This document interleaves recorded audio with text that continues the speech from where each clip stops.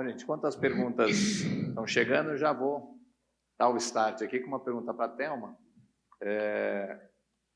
O IPCC produziu todos esses relatórios baseado em uma quantidade gigantesca de conhecimento científico, quer dizer, já existe aí um grau de certeza muito grande nessas projeções que são feitas, mas, apesar de tudo isso, a gente tem visto recentemente aí um recrudescimento, né?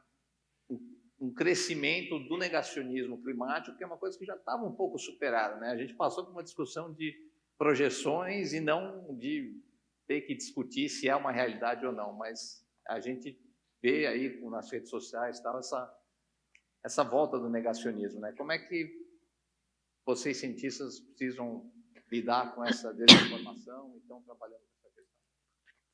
Então, obrigado, Escobar. Não, quer dizer, é interessante, porque se você fizer, como o IPCC faz, né, um levantamento de toda a literatura existente no mundo inteiro, você vai ver hoje que a questão da mudança do clima, ela é aceita, inclusive a contribuição antrópica para a mudança do clima, é uma realidade que é aceita aí por 97%. Está em 97% das publicações. Tem 3% que leva a uma negação. Então, você percebe, então, que essa diferença é substantiva, né? Eu vejo duas classes também, sabe, Escobar? Tem os negacionistas, eu sempre digo, o negacionista você não senta à mesa para discutir, porque o negacionista ele vai negar o resto da vida, ele vai morrer negando.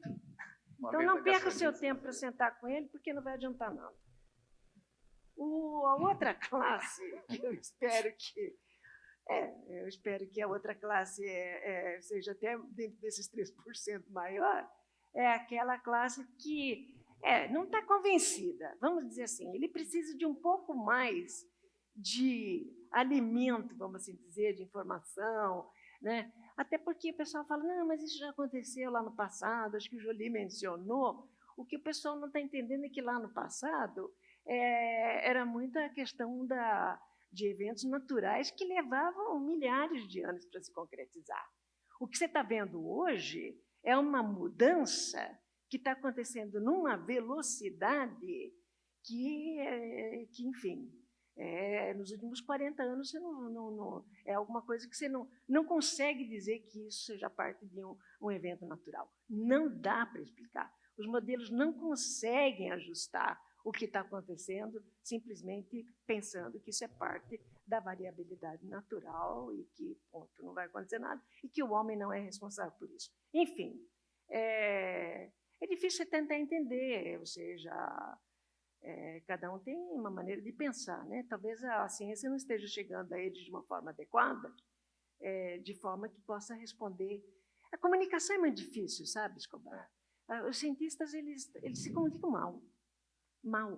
A gente está tentando, por isso que eu falei aquelas 3 frasezinhas, para criar impacto, sabe?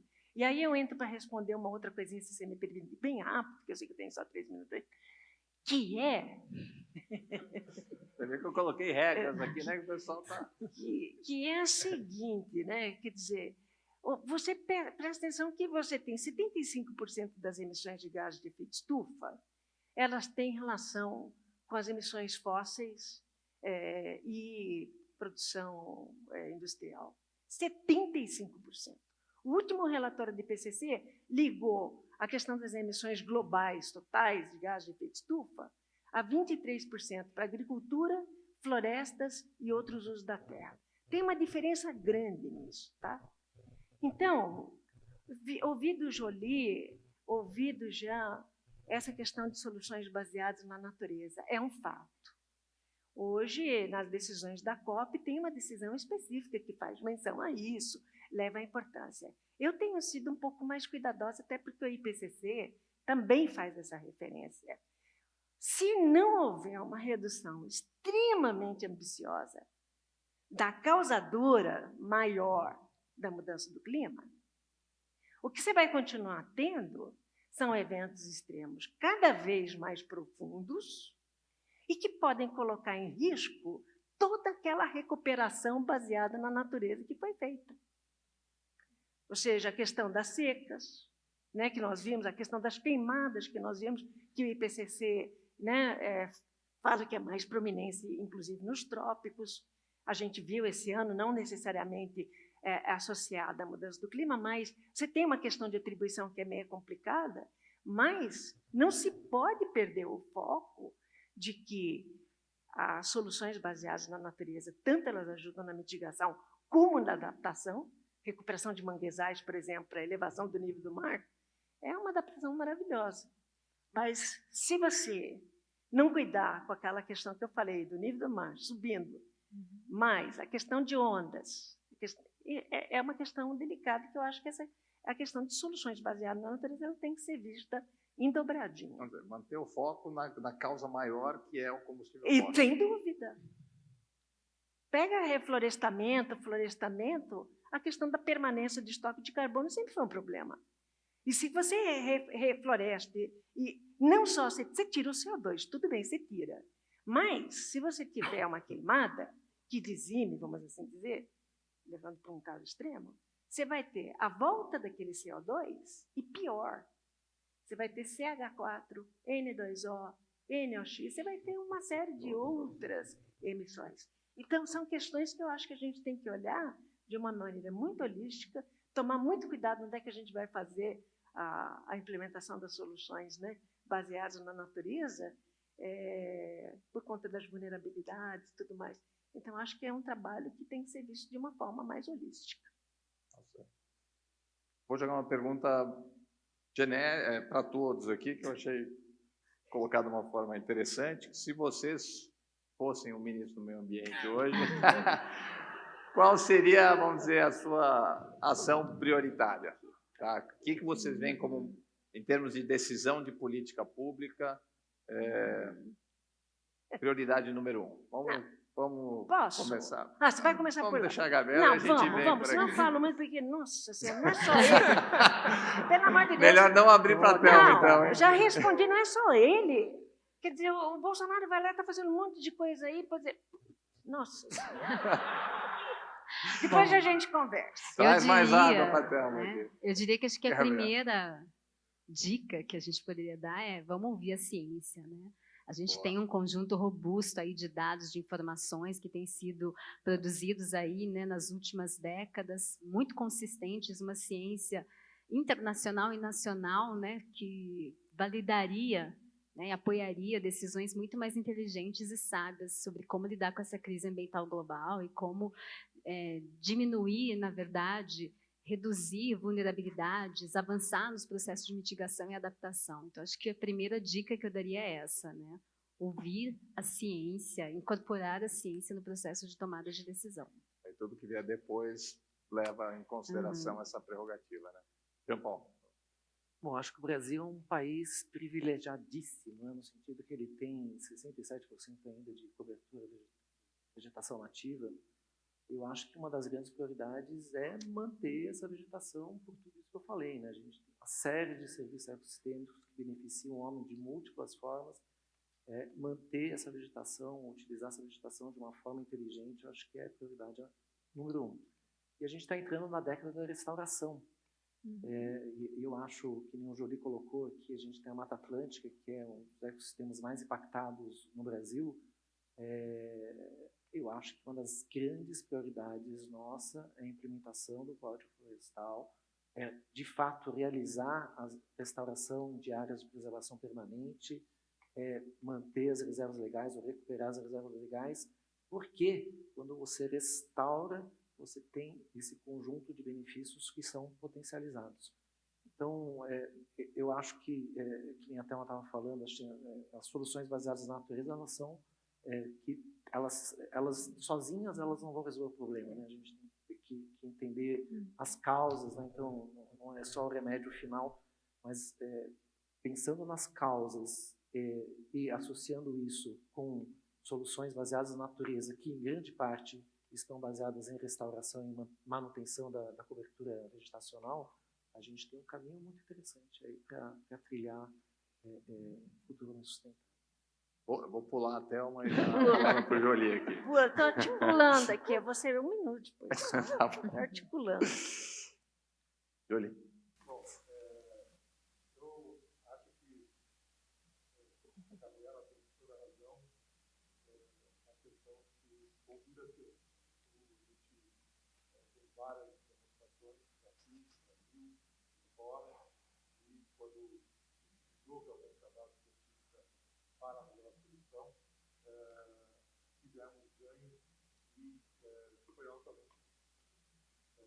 foi altamente positivo em relação ao meio.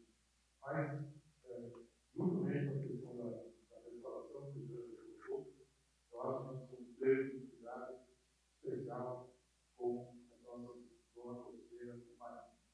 Eu acho que é uma prioridade de restaurar, a poluição, de se voltar a ter um funcionamento, a ter qualidade para manter os sistemas de corais, para manter os sistemas de manguezais, para manter a produtividade. E é uma área que vem recebendo relativamente pouca atenção, recebeu mais atenção em função de termos sido atingidos por essa questão do derramamento de óleo, que mostrou a inoperância a que chegamos no nosso sistema ambiental, mas eu acho que nós temos condições de avançar em termos de retomar a qualificação dessas áreas. Perfeito. Thelma. Me cortem. Não, eu vou falar para você, seriamente, né? Quer dizer, muito legal. Quer dizer, o que eu queria mesmo é que ele ouvisse a ciência, mas esse ministro ele não ouve ninguém. Ele não ouve o corpo técnico, ele é deslembrado com ele mesmo. Vou fazer o quê? Bom, dito isso, o que eu diria para ele? Eu diria para ele que ele realmente tentasse incorporar ações que levassem a uma redução do desmatamento, porque esse ano que vem agora vai ser um ano onde, com tudo que aconteceu de revogação do zoneamento da cana-de-açúcar, moratória da soja, agora a fiscalização em áreas de unidade de conservação, aconteceu um pacote de medidas que vão favorecer enormemente o desmatamento. Jamais esse ministro vai conseguir dinheiro de fora, como ele foi pedir agora, passar o chapéu, e veio para casa de chapéu vazio. Diga-se de passagem, Colômbia conseguiu dinheiro, né? E outros países também vulneráveis conseguiram, o Brasil não conseguiu absolutamente nada. Então, eu diria para ele que, primeiro, ele leve resultados concretos. Levem essa boa vontade que a gente está tendo para conseguir segurar, principalmente a Amazônia, o Cerrado, né? E todos os nossos biomas. Ou seja, é só assim que se consegue sensibilizar. Diga-se de passagem, o Fundo da Amazônia, né? Está hoje parado. Tem lá um bom bocadinho de dinheiro. Se conseguiu por conta da redução das emissões pelo desmatamento. Não veio de graça. E iria continuar vindo na demonstração desse esforço. Não é interferência. Mas ninguém dá dinheiro de graça para quem não está disposto a fazer alguma coisa para segurar o desmatamento. Então, nós estamos numa situação muito delicada,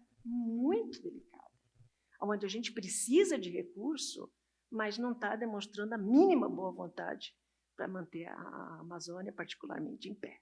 Não está. Uma outra pergunta para o grupo, tá?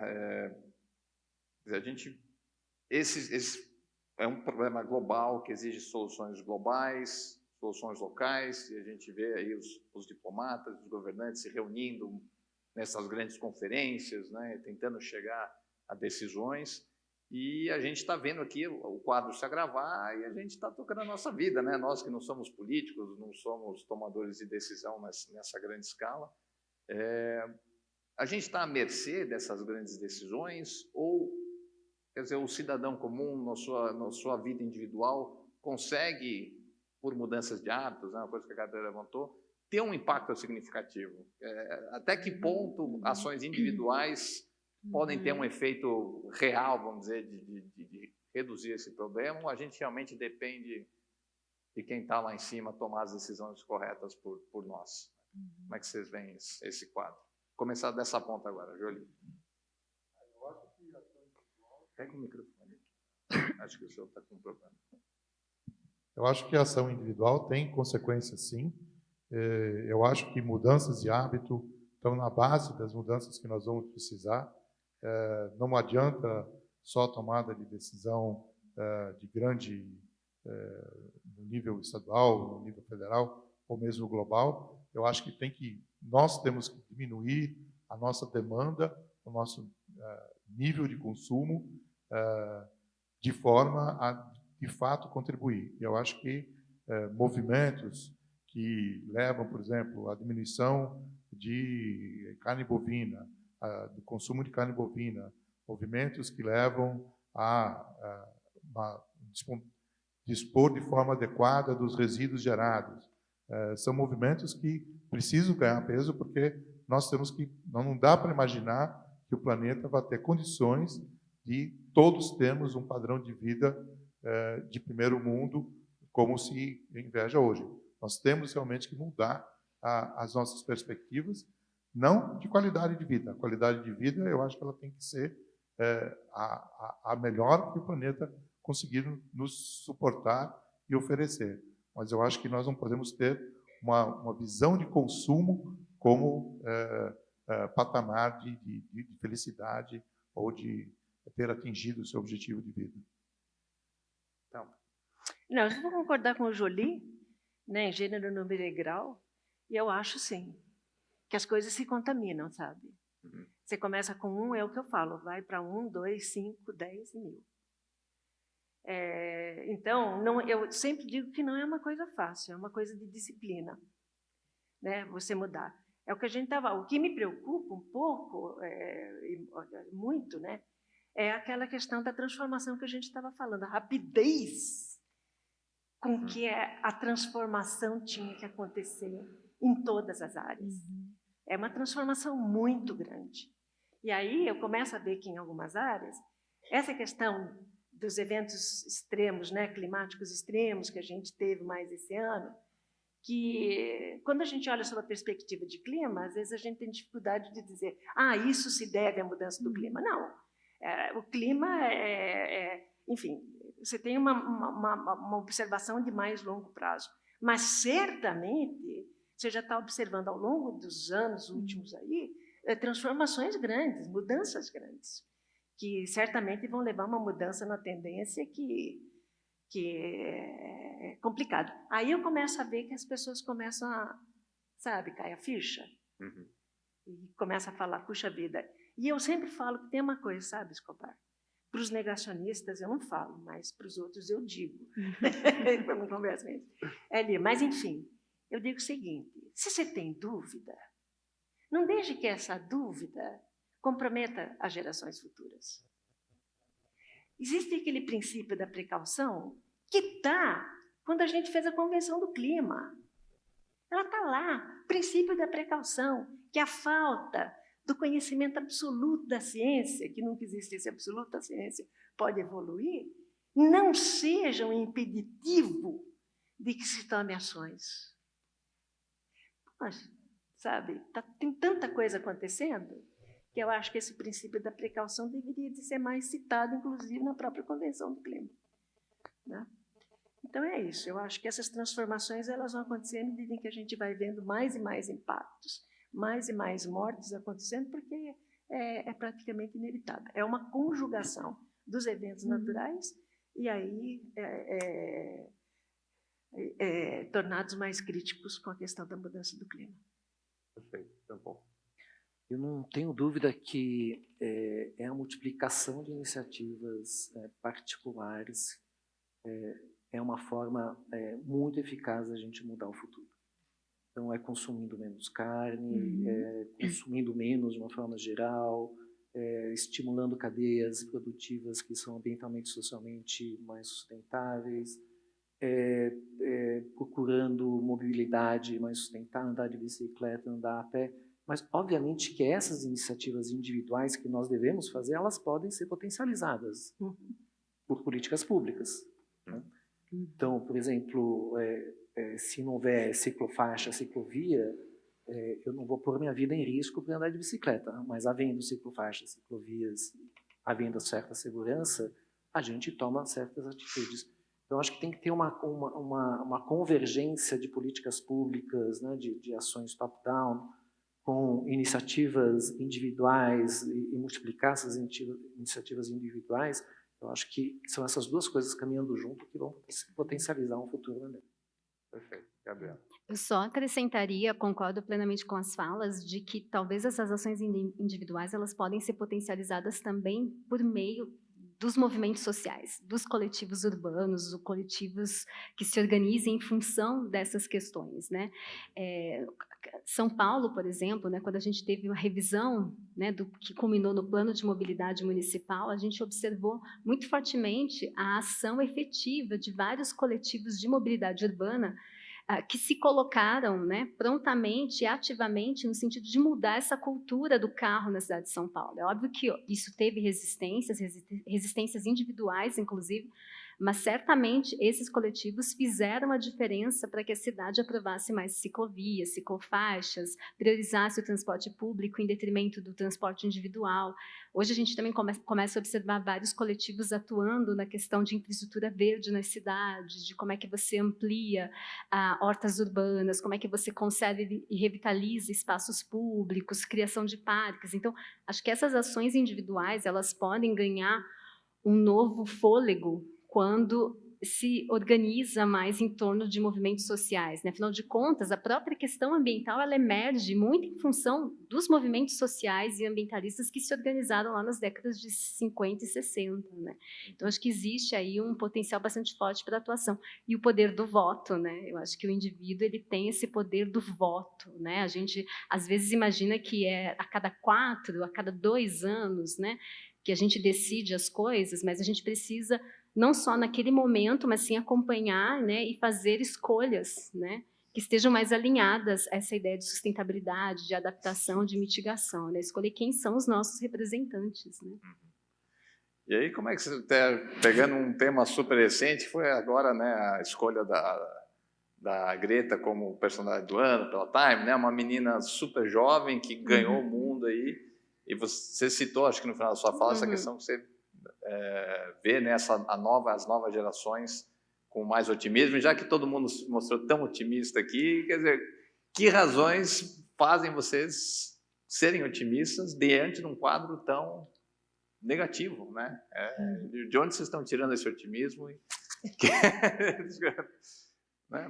Vamos para compartilhar para a gente também poder compartilhar desse otimismo. Bom, eu diria que talvez pela própria profissão e atividade que a gente escolheu, né? Nós somos pesquisadores, produzimos conhecimento técnico-científico, mas somos docentes também, né? Então, a educação, ela cumpre um papel bastante relevante nesse processo, na medida que eu estou o tempo todo, né, envolvida, integrada com jovens que chegam a mim aos 17, 18, 20 anos, é possível, eu acho, ali, né, plantar uma semente e ver desdobramentos. Então, eu acho que o meu otimismo vem muito dessa relação Esse mesmo com esses jovens, né? E é interessante também ver como esses jovens chegam muito mais atentos à questão de sustentabilidade, à questão da adaptação, enfim. A gente percebe isso, né? Por exemplo, me lembro quando eu passei na faculdade, né, o status de você passar numa universidade pública seria ganhar um carro. Né? E hoje, quando eu faço essa pergunta para os meus alunos que acabaram de entrar na universidade pública, né, pouquíssimos têm ou gostariam de ter carro. Não só porque eles entendem, na verdade, que ter carro numa cidade como São Paulo pode ser completamente problemático, mas tem motivações muito fortes em relação à emissão de CO2, ao seu papel no planeta. Né? Assim como a questão do vegetarianismo, do veganismo, que também a gente tem observado jovens cada vez mais adeptos a isso, e não só por uma preocupação em relação à proteção aos direitos animais, mas com a questão da sustentabilidade muito forte, né? Então, acho que meu otimismo, Ayrton, vem disso, né? Eles nos dão esse gás, né? A gente enxerga uma luz no fim do túnel. Maravilhoso. Jean-Paul. Acho que eu vou um pouco nesse mesmo sentido. Acho que mesmo em situações adversas como a gente está atualmente, a gente vê iniciativas, né? A gente vê essas sementes sendo plantadas. E o exemplo dos brigadistas de Alter do Chão, para mim, é um exemplo belíssimo, né? Que mesmo sem haver o respaldo de uma política pública, o respaldo de um poder local para agir no combate aos fogos, ao desmatamento, você tem uma organização que surgiu espontaneamente, localmente, de ONGs, da população local, que foi lá e foi fazer o papel do Estado, né? Então, eu acho que a multiplicação dessas pequenas sementes, eu ponho muita fé, né? Ou seja, a gente vê que existem soluções, e algumas dessas soluções elas podem prosperar mesmo sem um apoio político. Então, existindo essas soluções, multiplicando as soluções e ganhando o apoio político através, né, de boas escolhas, eu acho, assim, sinceramente, que não seja daqui a 3 anos, mas quem sabe daqui a 7 anos, a gente, ou daqui a 8 anos, na verdade, a gente vai estar num outro caminho do que a gente está hoje. Thelma, você que lida com os tomadores de decisões diretamente, né, participando das conferências, com a diplomacia climática, você enxerga um pouco disso que eles estão trazendo, dos alunos, dos jovens? Isso está permeando também a discussão política diplomática? Né? Está frustrando só os jovens. Não, é sério, né? Quer dizer, eu tive a oportunidade de estar com a Greta. A Greta é uma menina muito frágil, né?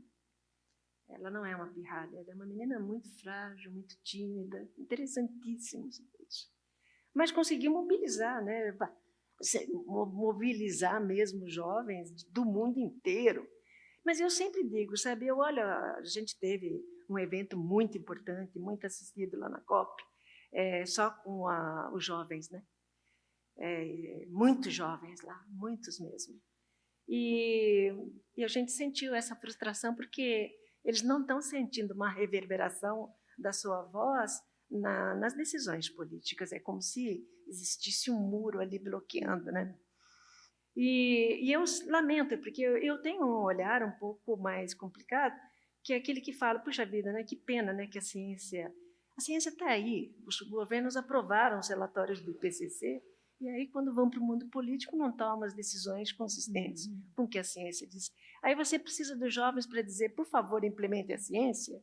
Esses jovens têm que estar vivendo a sua vida de 16 anos, têm que estar namorando, sabe? Tem que estar indo no cinema, tem que estar lendo, tem que estar estudando, tem que estar na escola. Eu queria muito que não houvesse a necessidade disso. Mas, em havendo, é bem-vindo, porque é uma voz que está tentando se pronunciar. Mas a frustração, eu temo pela frustração. Temo. Aí, olhando pela outra perspectiva, eu acho que, de repente, Escobar, a gente está tendo dentro das negociações ainda um modelo muito complicado de negociação, porque você não está envolvendo, por exemplo, o setor privado, os mercados que poderiam ter evoluído. E eu gostei que os mercados não evoluíram, porque as negociações dos mercados estão muito imaturas. Elas estão dando margem a muita maracutaia. Você entendeu? É um meio interessante, interessantíssimo, de trazer recurso, interessantíssimo, mas não com maracutaia. Então, o Brasil sempre defendeu a integridade ambiental, como a gente fala, né? Mercados já existiram no protocolo de Quioto, mas extremamente bem regulamentados, né? Com modalidades específicas. E lá não se conseguiu evoluir por conta de uma imaturidade na forma como o mercado poderia estar tendo, e cooperação internacional de uma forma geral poderia estar indo. Então, eu olho com um olhar otimista, porque eu acho que essas coisas vão amadurecer, vai existir uma maior participação não tão tradicional, que permita, então, que você consiga ter recursos de implementação que sejam diferentes e aumentem a ambição. Que não fosse para você cumprir sua ambição, mas fosse para você ampliar enormemente a sua ambição de redução de emissões. Se só cumprir o que já está previsto, não, o problema é esse. A pessoa está até querendo usar, sabe, os créditos de carbono para cumprir o que colocaram na mesa do Acordo de Paris. O Brasil vem propor isso junto com a Austrália, junto com os... Poxa, pelo amor de Deus, isso aí não tem sentido. Todos os países têm que entender que não tem muito tempo. Não tem, é para já. E não tenta esconder as coisas. A gente no Brasil tem tanto potencial, tanto. É só reduzir o desmatamento que a gente já contribui muito, né? Tá certo. Então, Jolie, última fala com você. Bom, quando eu vejo aqui a Gabriela e o Jean Paul, são boas razões para o meu otimismo. As pessoas com quem eu tive a oportunidade de trabalhar nos seus doutoramentos, de acompanhar a sua formação, e que agora estão aqui como lideranças, apresentando e defendendo os pontos que eles aqui fizeram.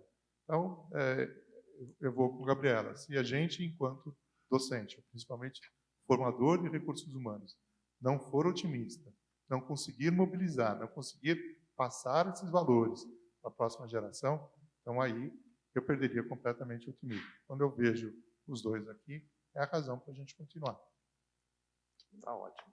Quando a gente vê o pessoal aqui no auditório, também dá um gás, né? Gente, obrigado pela presença de todos.